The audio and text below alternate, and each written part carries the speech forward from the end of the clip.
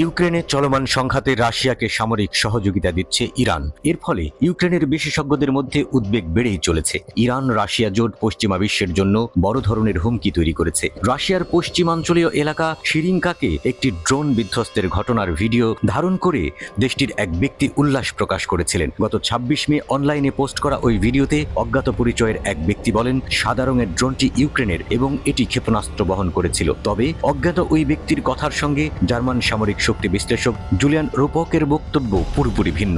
তিনি বলেন, ভারী ওই ড্রোনটি ইরানের তৈরি এবং এটি মোহাজের ড্রোন 6। এক্স পোস্টে তিনি বলেন, ইরানের সামরিক সমর্থন রাশিয়াকে নতুন অবস্থানে নিয়ে যাবে।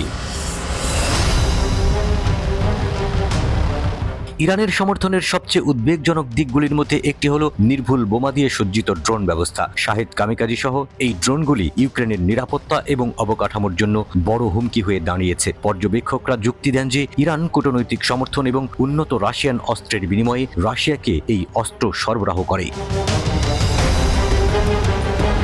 ইরানের ড্রোন, বিশেষ করে শাহেদ মডেলের ব্যবহার ইউক্রেনের উপর বিধ্বংসী প্রভাব ফেলেছে। ইউক্রেনের সামরিক বিশ্লেষক মাইখাইলো জিরোখভ এই ড্রোনগুলোকে ক্রুজ ক্ষেপণাস্ত্র হিসেবে বর্ণনা করেছেন, যা বিদ্যুৎ অবকাঠামো এবং বেসামরিক এলাকায় ব্যাপক ক্ষতি করতে সক্ষম। রাশিয়ায় শাহেদ ড্রোন মোতায়েন ২০২২ সালে ইউক্রেনকে প্রায় অন্ধকারে নিমজ্জিত করেছিল।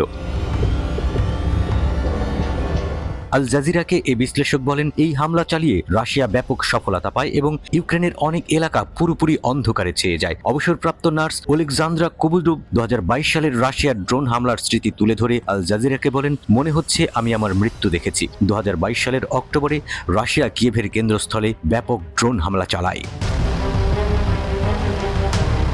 ইরানি ড্রোনের বিস্তার ইউক্রেনীয়দের তাদের প্রতিরক্ষা কৌশলগুলোর সাথে মানিয়ে নিতে বাধ্য করেছে। শাহেদ ড্রোন দেখে ইউক্রেনের প্রাথমিক ধাক্কা এবং ভয়াবহতা সত্ত্বেও ইউক্রেনীয় বাহিনী তাদের মোকাবেলা করার কৌশল তৈরি করেছে, যার মধ্যে রয়েছে অ্যাজল্ট রাইফেল এবং উন্নত আকাশ প্রতিরক্ষা ব্যবস্থা। কিন্তু রাশিয়া শাহেদ ড্রোনে ক্রমাগত পরিবর্তন আনছে, যা ইউক্রেনের প্রতিরক্ষার জন্য বড় চ্যালেঞ্জ হয়ে দাঁড়িয়েছে।